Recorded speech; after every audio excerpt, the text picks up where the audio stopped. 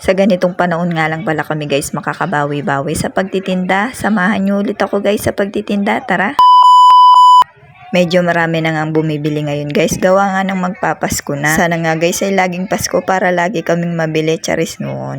Ngayon nga lang ako nakaupo dyan guys at nakapag-video. Kakatapos lang kasi ng mga bumili sa akin. At hanggang sa lumipas na nga guys ang oras ng pagtitinda namin. Ayan at fast forward guys hanggang makauwi na nga kami sa bahay. At pagka-uwi ko nga sa bahay guys ay nagpahinga muna ako sandali. Sumakit ang likod kasi ng tindera nyo guys. Hindi na nga pala ako nakapagluto dyan guys ng ulam. Gawa nga nang wala akong pambili ng ulam. Charis no.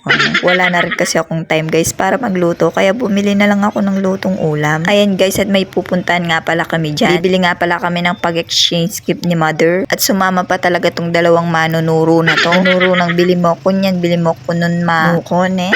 Ayan at sa hanggang makarating na nga kami guys sa aming pagbibilhan. Hindi pa nga alam guys kung anong pipiliin na pang regalo para sa pag-exchange gift ni mother. Dapat nga daw guys ay worth 300. Abay guys hindi pa nga alam kung anong pipiliin niya. Ayan na nga ba yung sinasabi ko guys eh kapag maraming nakikita nagiging salawanan noon.